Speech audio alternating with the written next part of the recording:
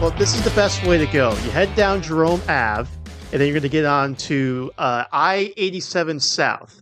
And when you're on I-87 South, you're going to want to stay on there. It connects with 278 West. You're going to go over the Triborough Bridge, get on the Grand Central Parkway, take exit 9W, that's for Shea Road, and you're going to hook on to Shea Road, and then you're going to show up at Citi Field. That's the route Juan Soto is going to be taking now, because Juan Soto is a New York Met. He is signed a record contract, and I know we just did an episode yesterday, so I hope you very much enjoyed that one. And we're right back into the action because we could not let this news sit for a while. We had to get out here and rock and roll with a new episode. So, episode 53 of the Queen's Connection, a production of Patton Sports Crave. I am your host, Andrew Patton, joined by the co-host, Corne Hogeveen, and I will have to give Mr. Hogeveen his flowers. He was confident from day one Juan Soto was going to be a New York Met.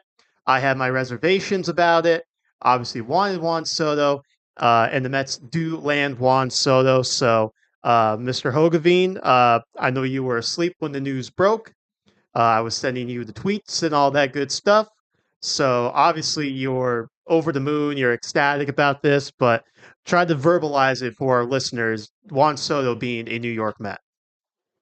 It's just a momental move for the Mets. I think this is the first time that a true generational type talent doesn't come. These free agents just don't come along that often with the age Juan Soto has, 26 years old, already accomplished so much in the game and is one of the three best hitters in the game. I think you can easily say that, and that the Mets are able to let him leave the Yankees, and not because we massively overpaid for Juan Soto, considering other bids. Soto chose the Mets, and I think that's the first time, even since Steve Cohen, we have been in on certain players, and we eventually didn't get him, even if we had the highest bid. Yamamoto was the big example from last offseason. This time, a true generational talent chose the Mets, and I think that's, for me, I think that's the first. We had some good players coming to the Mets. We had some trades and then extensions, like Yohan Santana, like Francisco Lindor. So they became a Met another way than a true free agent, and then to get him off the Yankees and into Queens. I mean, we see all over social media how Yankee fans are handling that. I think they are not used to this, that they want a player, and they just didn't get him. And that's, I don't care about New York. I'm not in New York. But still, I think for the Mets, it's a momentum move. Yeah, so here's the details from John Heyman, the whole shebang. It's a 15-year, $765 million contract, a $75 million signing bonus. Now, this is the interesting part. State tax advantage. He's a Florida resident, so all that $75 million is going right into his pocket. It's not going to any state. Uh, he also gets a family suite. He can opt out after year 5, but the Mets can avoid that opt out by adding another $4 million annually to each year of his contract, which I would imagine they'll probably do unless Juan Soto is just one of the biggest busts ever. But I have a hard time believing that. So obviously the biggest contract ever given in any professional sports. Um, Tops Shohei Ohtani. No deferred money either. This is all, none of this money is getting pushed back like the Dodgers like to do. This is all going to be accumulated within in the 15 years. Juan Soto is likely a New York Met. No trade clause, no movement clause, none of that's all that's in there as well.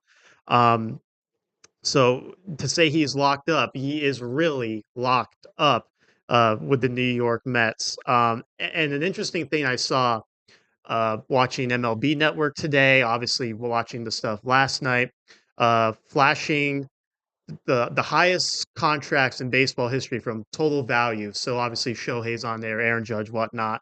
Francisco Lindor is on that list too. He's number 7 on that list. So the Mets have given out two contracts that are some of the highest value contracts in baseball history, obviously under Steve Cohen's ownership. But it just shows how when Steve Cohen wants something, he really tries to do his best to get it. Obviously, some fish haven't landed. Yamamoto, uh, last year, but he got him this time. And Juan Soto, like we said, is going to be a New York Met for almost 2 decades, which is pretty crazy. It is pretty crazy. It's not, by the way, it's not only the highest baseball contract, it's the highest professional sports contract, which is also crazy that the team we root for has that. And plus, I think even more crazy is considering what the Mets had in type of in payroll for the last couple of years. They are now at like 237, I rate. I saw a 233. Um, it's not that high. The Mets still have room to spend, not only for this year but for years to come, because of all the dead money that came off the books, and still a couple of solid players who provide good years for the Mets without having to spend big. Think about Mark Vientos, obviously. Uh, Maybe Luis Acuna can be that guy. So they are filling spots more from or within their organization or slightly cheaper deals. If you think about the Clay Holmes signing, is a little under 13 million, which obviously isn't that big of a deal for a starting pitcher. The Frankie Montas was not that high. So the Mets have been able to fill spots without overpaying on other spots, which makes this deal not only possible, but it also makes way more things possible. Because I doubt that the meeting with Juan Soto was Steve Cohen saying to Juan Soto, "Yeah, well, if we get you, we are done."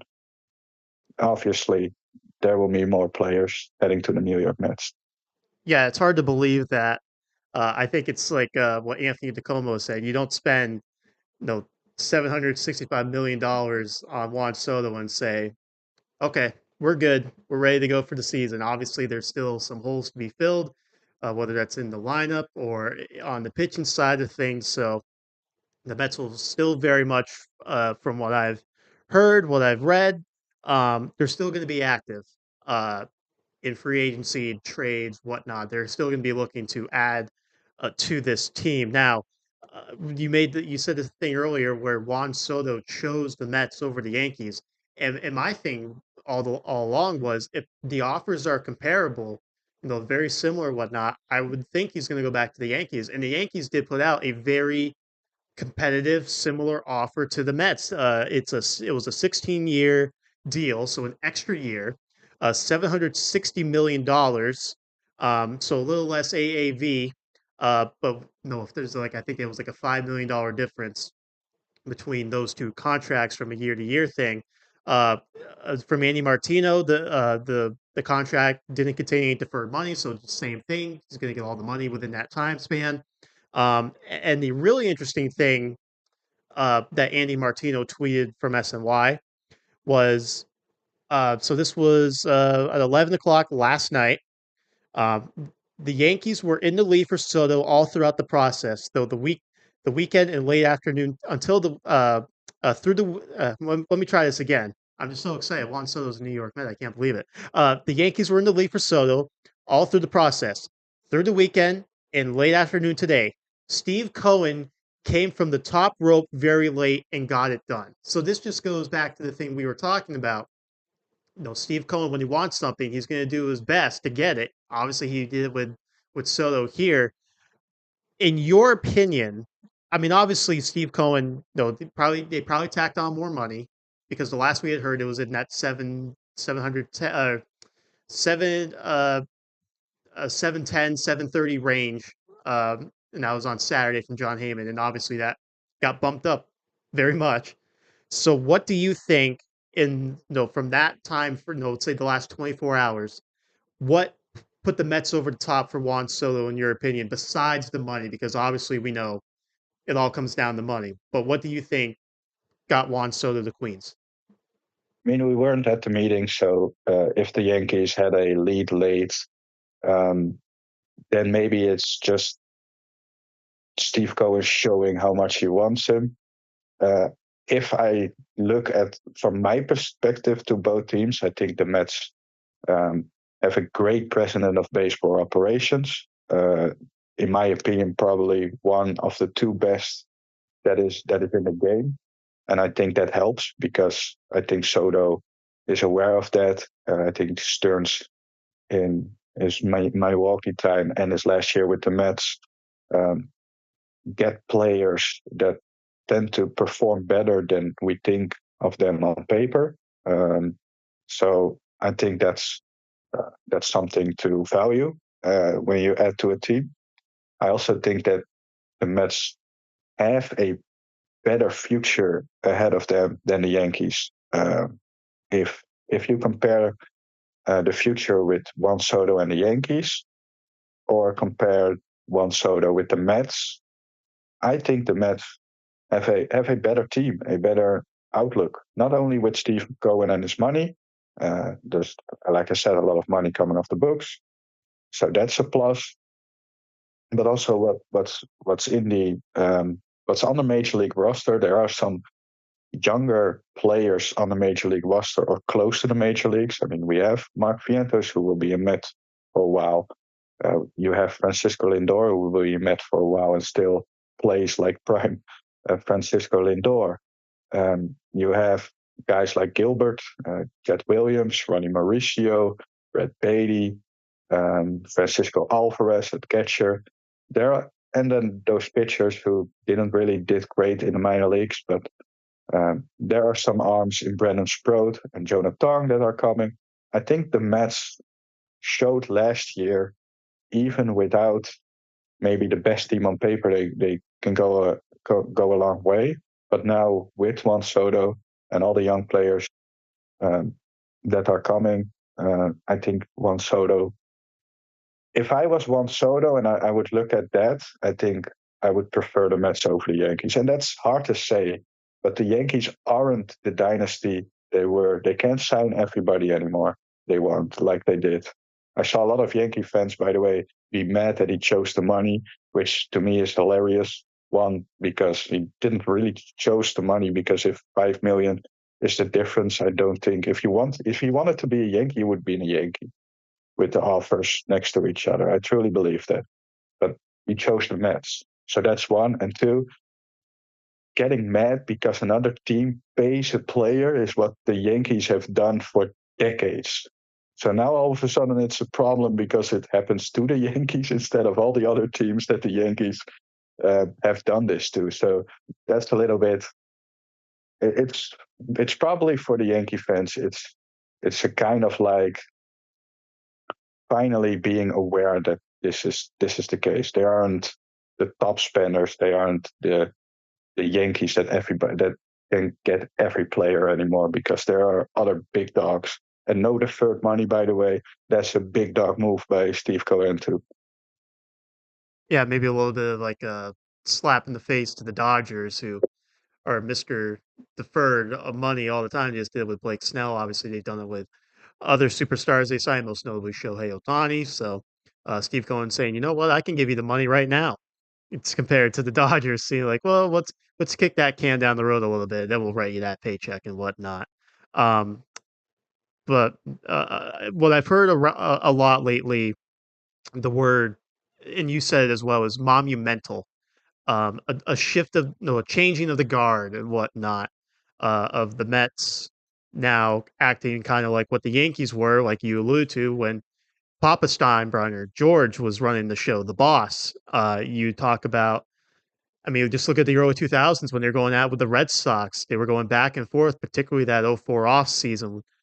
Gary Sheffield, no, they before that, not Jeremy, Jason Giambi, obviously Alex Rodriguez. They brought in A Rod, and Teixeira, Sabathia for that last World Series championship, AJ Burnett. Like this is how that was the Yankees' MO. And obviously things have changed now since Steve Cohen has bought the team. With Lindor, a big contract there. He did give big money contracts to guys like Justin Verlander, Max Scherzer. Maybe those ones didn't necessarily work out, but he gave those guys big contracts money wise. So I guess, now with Juan Soto being on board and getting this big, huge contract, um, what do you think is next for the Mets? Like what would you target if you're David Stearns? Obviously, you landed the big fish, and now things are going to, I don't know if explode is the right word when it comes to the free agency market, but a lot more is going to open up, especially these next couple of days with the winter meetings and everyone being down in Dallas, Texas. So if you're David Stearns, all right, you got the big fish. What else? What else are you going to do to add around that fish? Obviously, I think the Mets still need at least one starter. I think we're gonna get one starter. We named a couple of names. We did yesterday. I could also see a trade there. A guy like Luis Castillo, maybe a dependable ace type pitcher. I don't see him necessarily as that true ace level, but I think he can be a guy who gives you very very quality innings and be like an ace type to say it like that. And so I think there will be active in the trade market, but I also think there will be active in the free agent market there, maybe even add two. I could see, a couple of guys being traded. I think Brett Beatty is a good possibility. I think maybe Jeff McNeil. I could see Stearns trying to get or third baseman or first baseman. I see a lot of people saying Pete is next. Honestly, earlier in this offseason, I said there's no way. Right now, maybe. I think Pete would, if Pete sees this news, I wouldn't be shocked if he, takes maybe a little bit of a discount to return to his beloved Mets, because he sees right now that things are different. So I could see that happen. We will see Christian Walker's out there, Carlos Santana's out there. There are some third basemen that you might get. So I think one of those two will definitely be added. I think the outfield is pretty set, so I don't see a lot of movement there. Maybe get a smaller deal with a guy like Jesse Winker to be a left-handed DH bat and have Marte bat against the lefties. I don't think the Mets are able to find a trade partner for Marte. If that's a possibility, I would do it. But right now, I don't see it. So, and a little bit patching up that bullpen. I think there's still going to be some bullpen arms. So that's uh, one or two starters, a third of first baseman, and a couple of bullpen arms. Yeah, you talked about Pete Alonso there, and obviously a lot of people's thoughts went to Pete Alonso after this deal. Some thinking that Alonso could still be on the Mets' radar. They still think it's a possibility he comes back. There's some who think, well, he gave Soto all this money, and Pete's going to want a lot of money, so maybe there's not enough room for two horses in one stable in that situation. I mean, you kind of alluded to it there, but I'll try to get a concrete answer out of you here.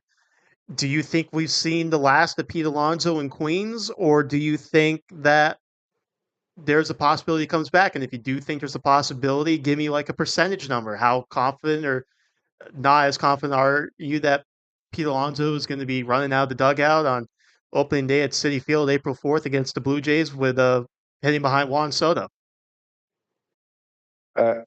Those are three questions in one, so I'll make it easy. I give a percentage of how confident I am if Pete Alonso is going to be back, and I think it's a little bit under 50%, so like 40%. I still have in my mind that it's tough with all the teams that are now missing out on Juan Soto.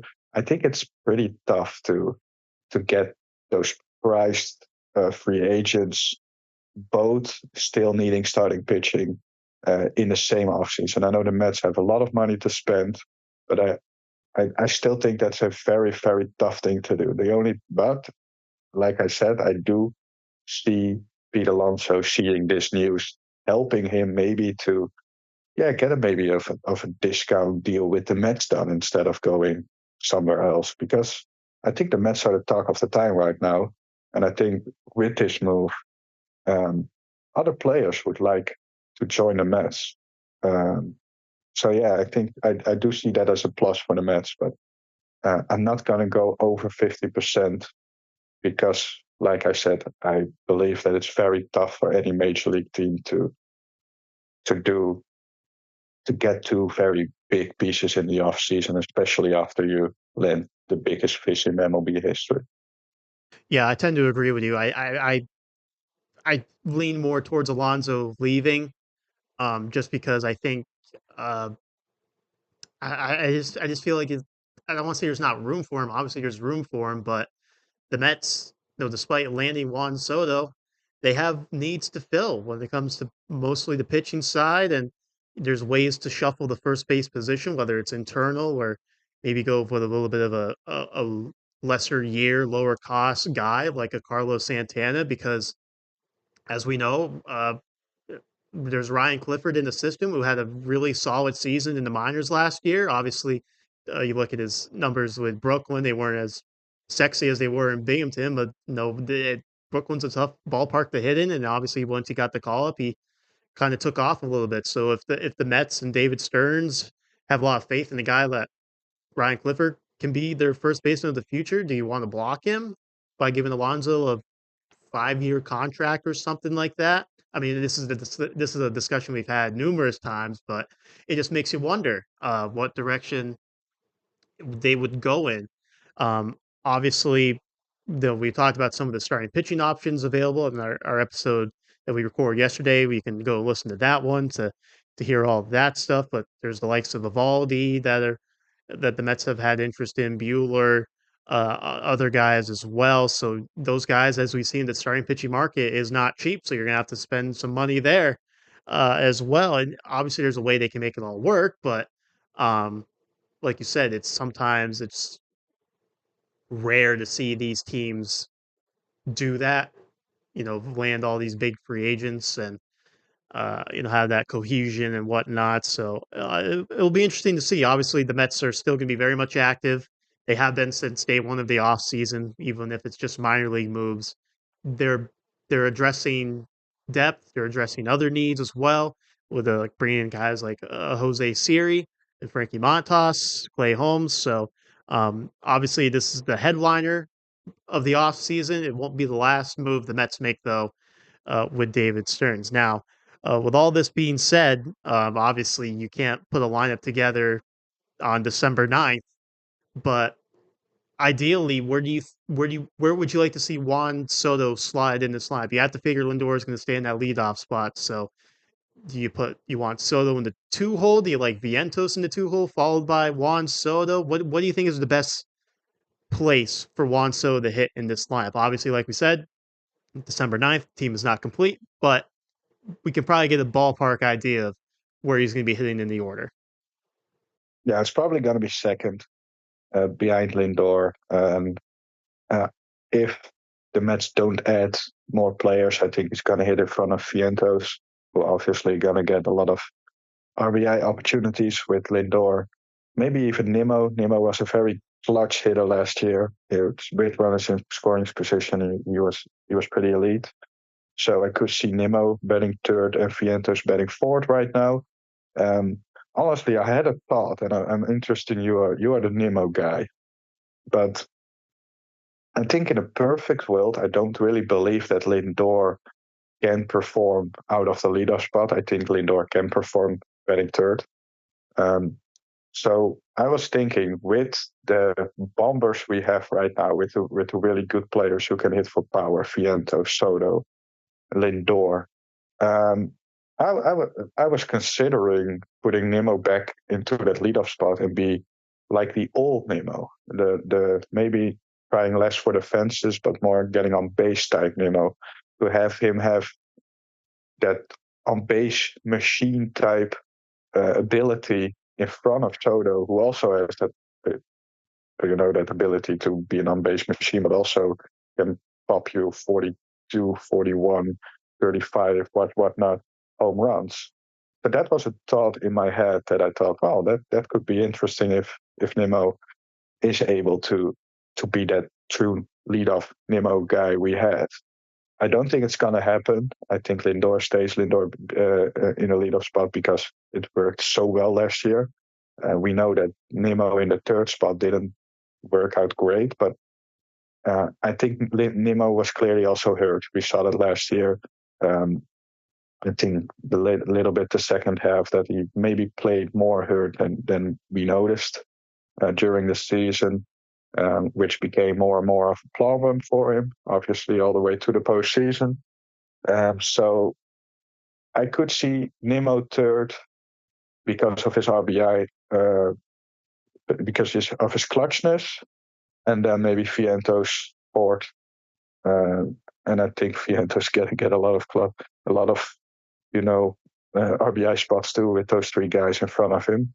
So right now I would do that, but I think there will be somewhat of another player maybe in that top four, that it becomes a top five. I could see maybe a guy like Vlad Guerrero come and trade. I think we have some pieces, uh, minor league pieces that we can use in trades. And I think the Mets are going to trade. I think the Mets going to make one blockbuster trade, or for an arm, or a good third baseman or first baseman. Yeah, obviously, believe Nimmo in the leadoff spot, I would not be against. I guess it kind of depends on how you like your lineup construction. Do you like the left, right kind of thing, or uh, you just want to stack your best hitters at the top and just regardless of what side of the plate they're hitting on? So it'll be an interesting thing for Carlos Mendoza and the organization to think about. Obviously, a good problem to have. I won't know if we call it a problem, but a discussion, a good discussion to have. Um, but I do agree with you that I think Soto initially starts in that number two spot. I think Nimmo's or Lindor is going to be in that leadoff spot. And for right now, I think Vientos would hit third. I like Brandon Nimmo. Obviously, I have a weird man crush on Brandon Nimmo, but he's not really a cleanup hitter. I would say if you're not going to hit him, one or three, maybe the five spot. We saw that at times last year. Um, but obviously, like we said, it's December 9th, so there's still a lot more to be done for the Mets. They could, who knows, maybe they do pull off a Vlad Guerrero Jr. trade. Maybe they bring back Pete Alonso. Maybe they pivot to Christian Walker. Maybe they do something else we're not even thinking of because we've seen them do things like this before. So there's a little bit of the unpredictability with the Mets, and that's makes it even more exciting if you're a Mets fan. So um, but obviously, everyone's super excited with Juan Soto coming to the New York Mets. A move that I don't want to say was, I'm trying to think of the right word here.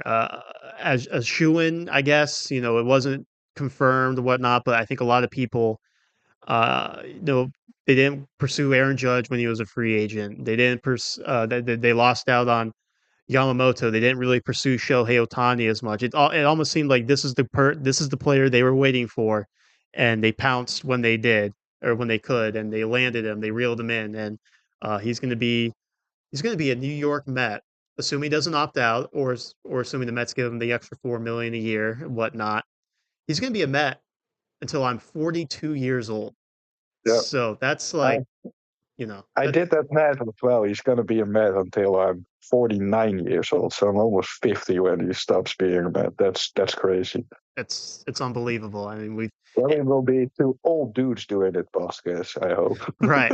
Well, and obviously we want to keep this short. This is just kind of an initial reaction kind of thing.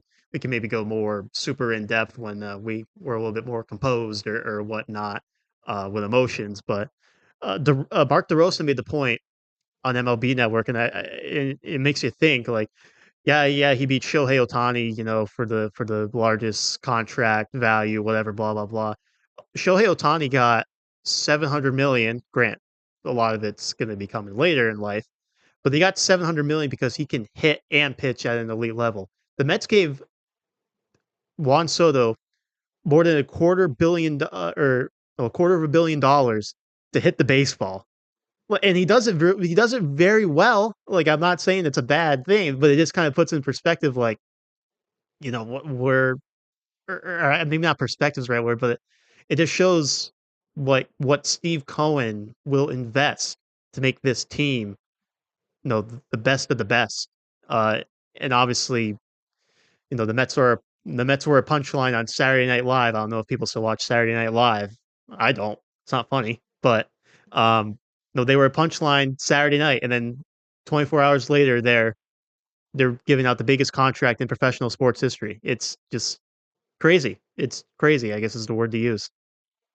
Yeah, one thing I would say, if you look at wins above replacements, I think since 2021, uh, Soto leads Otani in that department. So even with Shohei Otani being a great pitcher and being a great hitter, I don't deny that. Um, Shohei Otani is also going to be older. And Juan Soto is 26 years old. 26 years old. He is young. He is a year older than Mark Vientos, a year older than Brett Baty. That's crazy to me. And that's what this guy has done even before his prime. If you look at how the prime has, I have people talk about prime, you get a lot of good years out of Juan Soto. Um, so that's to me that's the major difference with Otani. I know Otani can pitch, but we honestly don't really know that. We I think the Dodgers hope that he's able to pitch, but Otani I think had his fair share of arm issues. If I'm correct, you can. But I think he had even before the Tommy John, he had his fair share of arm issues there. So and he's getting older, so that doesn't get less, I bet. So they have to be very careful with Shohei Otani, and maybe eventually he's going to be DH. And that could be the case for Juan Soto too, by the way. But um, right now, you have Juan Soto still in right field, and he doesn't value well in the outfield. So even with that saying that he doesn't value well in the outfield, he had a better wins above replacement than Shohei Otani since 2021. And that's with years that Shohei Otani pitched. So I get what Mark DeRosa says, but I think there are also, uh, pluses for Juan Soto, especially the age.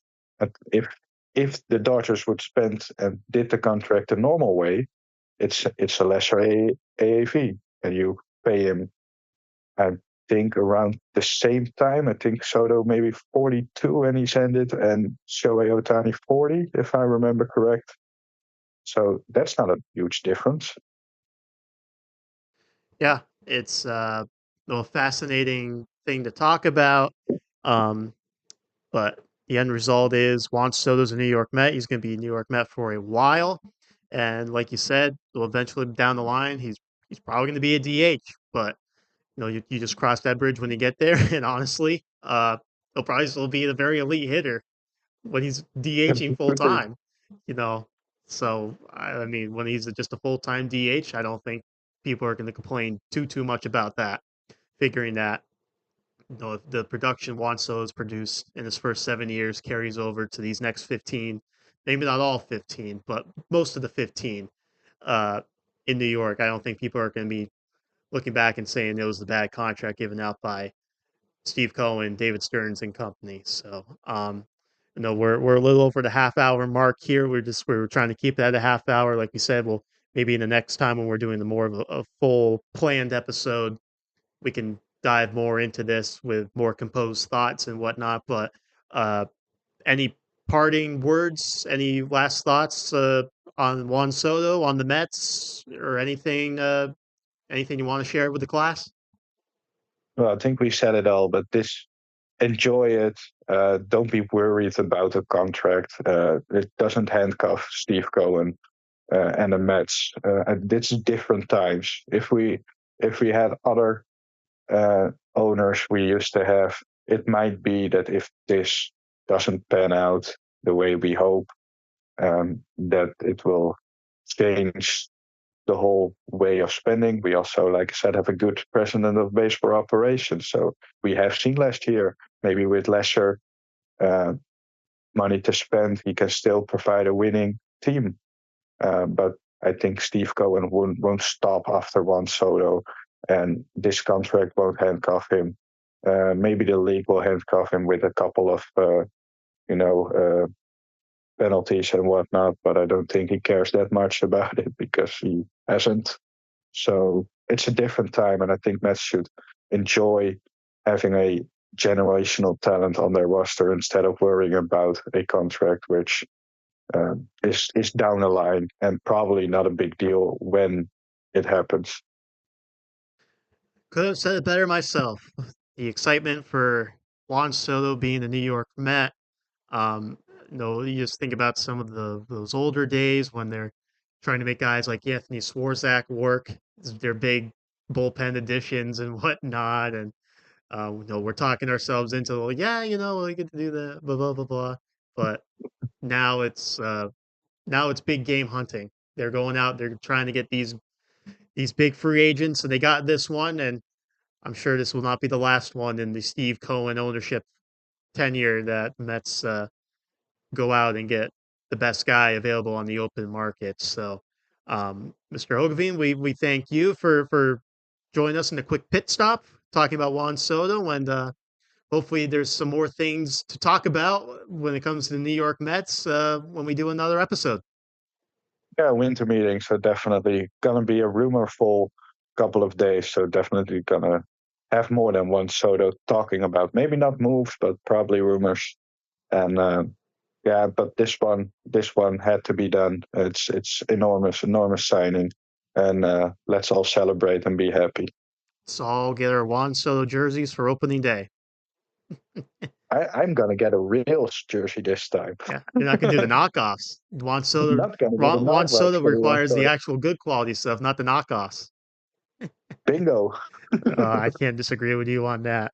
The price might get bumped up a little bit, but that's because Steve Cohen has a big paycheck to write to I Juan don't Soto. care. So I would pay that for a World Series. Come on, let's be honest. Every fan wants to see a World Series, of and course. I think if you ask a lot of fans that they are willing to spend a little bit more in the ballpark, that they would do it. I agree 100%. So we'll wrap things up here on the Queen's Connection, episode number 53, a production of Patton Sports Creative. Make sure to like and subscribe wherever you're listening, YouTube, Spotify, and make sure to like and follow us on social media, Facebook, Twitter. Just search the Queen's Connection will pop up.